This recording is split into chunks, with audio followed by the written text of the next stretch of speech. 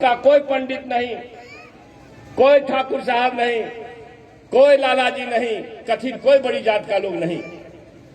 हिंदुस्तान भारत का पहला व्यक्ति अपनी पढ़ाई किस परिस्थिति में, माता पिता के 13 संतान में से एक थे ना, 14 में से एक, माता पिता के 14 संतान में से 14वां लास्ट, समझ लीजिए 14वां संतानों में से एक हम लोगों को दूगो पारने लगता है। और जो ज्ञान प्रभु ने, परमात्मा ने उनके अंदर दिया कि भारत का पहला व्यक्ति हुआ जो कोलंबिया विश्वविद्यालय जाकर के अपने उच्च स्तर की पढ़ाई किए। London school of economics, London school के में आसपास के सबसे बड़ी अच्छी पढ़ाई जहां होती है, वहां से भी पीएचडी किए, पता नहीं कितना विषय को पढ़े।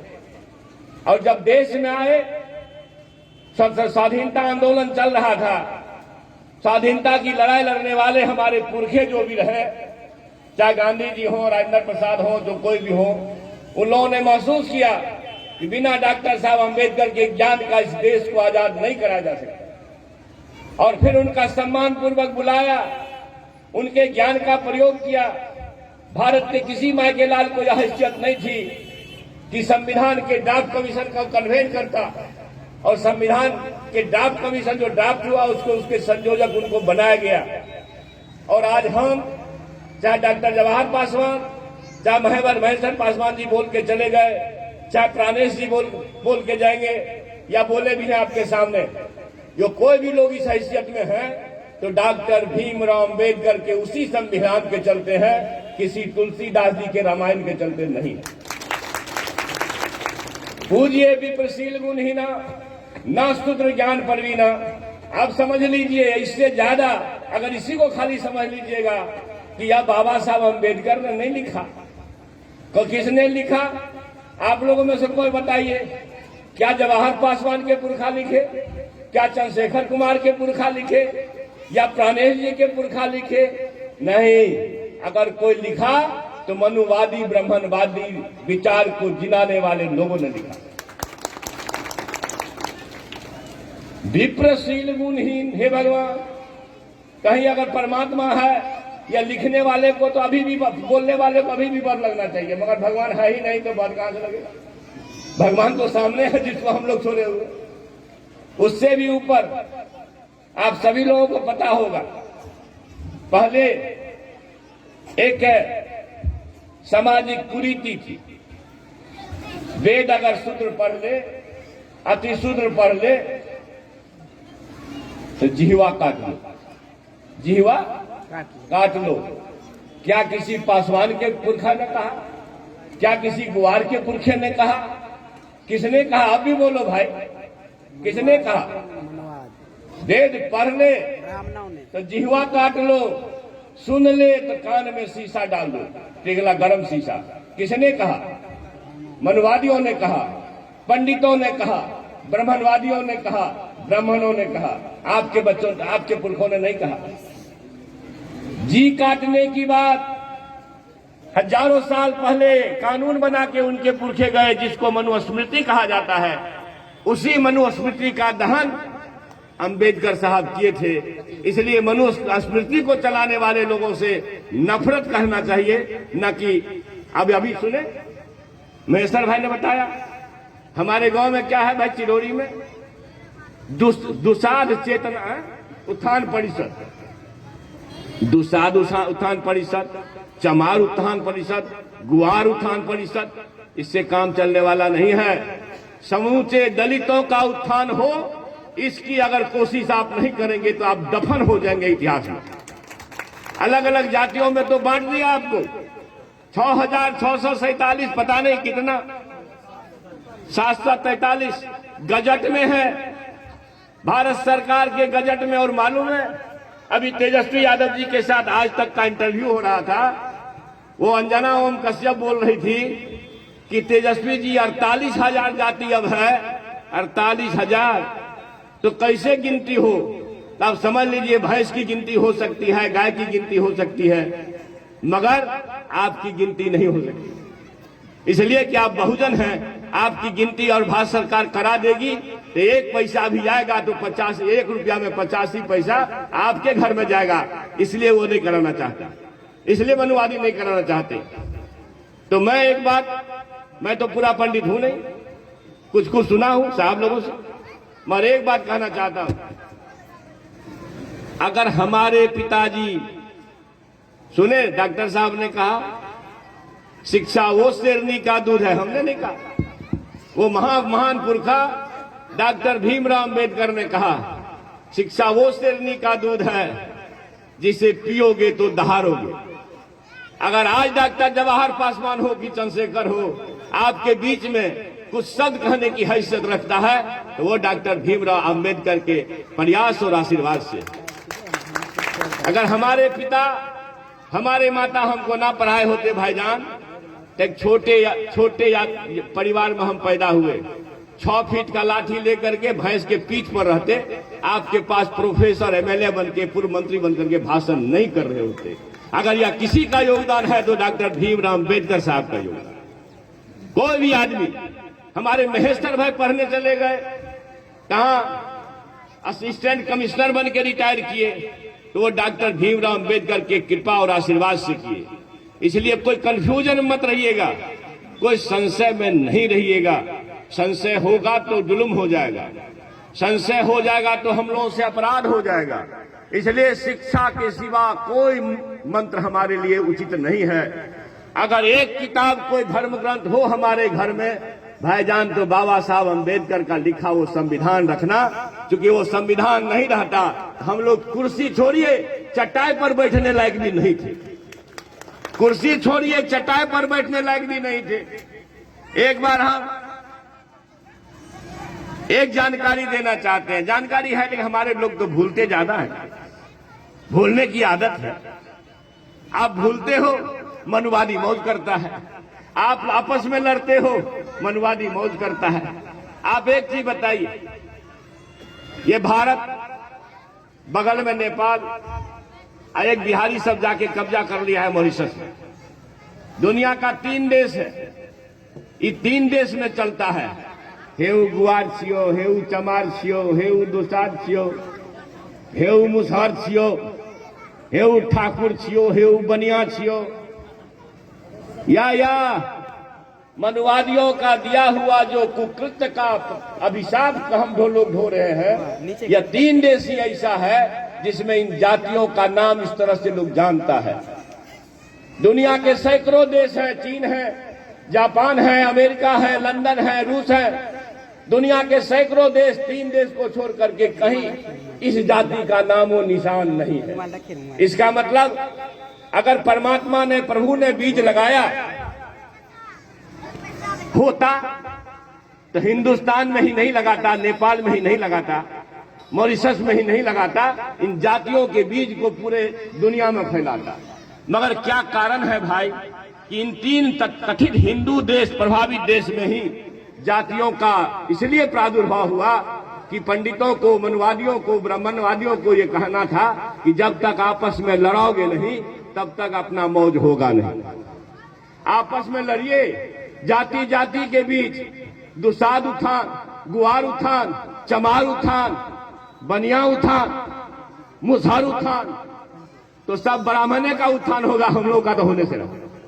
इस बात को समझने में कोई दिक्कत? समझ गए आप लोग तो हाथ उठाइएगा। ठीक है, धन्यवाद। तो मैं कहना चाहता हूं, जब जब ये अछूतों के बीच, शूद्रों के बीच में महापुरुष पैदा हुआ है, तब तक उनको मारने की साजिश हुई। अंबेडकर साहब को किस साजिश के तहत मात्र 63-64 वर्ष की उम्र में मारा गया?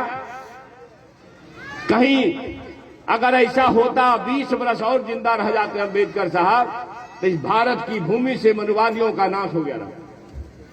लेकिन मार दिया गया। छोड़िए, हमारे बिहार में एक क्रांतिकारी पैदा हुए, मनुवादियों के आतंक से प्रभावित होकर के जुल्म के खिलाफ लड़ने वाला आदमी। शायद मैं मानूं तो बिहार में उससे बड़ा क्रांतिकारी कोई नहीं हुआ। जहानाबाद के इलाके में, मगध के इलाके में पैदा होने वाला शहीद जगदेव प्रसाद कुशवाहा परिवार में पैदा हुए। मनवादियों के जो रोज के अत्याचार इतना होता था, आज हाजीपुर में भी एक कत्ल हुआ, बलात्कार किया, हमारे दलित के बच्ची के साथ उसका कत्ल कर दिया गया। सामूहिक बलात्कार के बाद हंगामा चल रहा है। जगदेव बाबू जब लोग जगाने का काम किए, जगाते जगाते जगदेव बाबू के एक आवाज पर गरीबों का झुंड चला जाता था, 25,000 50,000। उस जगदेव बाबू को इन मनुवादियों ने गोली मरवाया, पुलिस अधिकारी से गोली मरवाया। ज्यादा दिन की बात नहीं है, मुश्किल से 40 वर्ष पहले, 50 वर्ष पहले गोली मरवाया। और मरते हुए जगदेव बाबू, हमारे महान पुरखा, जब प्यास लगी पानी मांगे तो उनको पेशाब पिलाया मनुवादियों ने। धिक्कार है आपको, आप कुर्सी पर बैठे हो, अपने पुरखों को जानने का कोशिश भी नहीं करते हो भाईजान। इसलिए उतना ही नहीं, आप आज की तारीख में ले लो भाई, एक कत्ल नहीं हुआ है। विश्व के इतिहास में सुकरात गरीबों को जगाने का कोशिश किए तो सुकरात को भी इस तरह के लोगों ने जहर दिया। ईसा मसीह जी जगाने का कोशिश किए, ईसा मसीह को भी सूली पर चढ़ाया गया। और लालू यादव जी, भैंस चराने वालों, बकरी चराने वालों, चूहा पकड़ने वालों, सुअर चराने वालों, घोंघा सितुआ चुनने वालों, पढ़ना लिखना सीखो। जब गरीबों को जगाने का काम किया तो जेल में बंद है, जेल में बंद है, गलती से मरने काल में लगता है जेल से निकाला है कि कहीं कहीं कहीं क्रांति न हो जाए। आप समझिए, लालू यादव जी अशूद्र के बेटा हैं तो वो जेल में रहेंगे।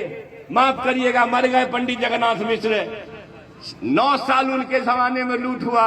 लालू प्रसाद तो फिर भी मुकदमा करवाए, सीबीआई को दिए और वो जेल भोगते रहे।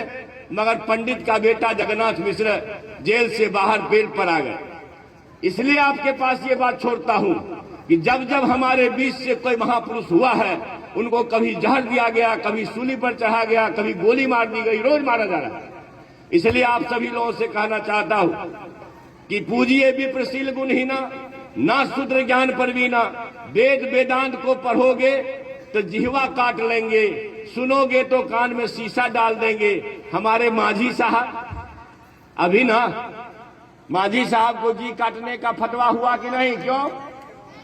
क्यों हुआ? आज के तारीख में भी जो उनका मनवादियों का पुरखा हमको सिखाते रहा है, हमारे साथ जो अत्याचार किया है, उसका बेटा भी आज के दिन में भी हमारे शानदार माजी साहब, या चाहे हो कि हमारे पुरखे और भी कोई हो, चाहे हमारे हमदर्द लालू प्रसाद जी हो, उनको जिह्वा काटने की बात, जेल में डालने की बात, और थोड़ा सा भी अगर किसी में लगता है कि भविष्य में ये नायक हो सकता है तो लालू यादव के बेटा तेजस्वी यादव पर 1 दर्जन से ज्यादा मुकदमा। अमित शाह के बेटा जय शाह पर नहीं होगा, मगर लालू का बेटा, शूद्र का बेटा है तो इस पर मुकदमा होगा। क्योंकि या तो भाई जगा लेगा लोग को। आपके चेतना पर छोड़ता हूं, प्रबोधन कार्यक्रम चलेगा, एक से एक वक्ता आपके गांव में आएंगे। मैं साधुवाद करता हूं बहन मोनिका का, बहन रजनी बौद्ध का, इतना दूर से आपके गांव में आए हैं। और आपका गांव एक माने में ऐतिहासिक है कि बिहार में इस ढंग का कार्यक्रम पहली बार किसी गांव में हो रहा है तो चिरौरी के ऐतिहासिक धरती पर हो रहा है। इसलिए बहुत बहुत साधुवाद संयोजक महोदय प्राणेश जी को, सभी लोगों को। मैं इसके साथ कि जरा अपनी चेतना को खोलना है।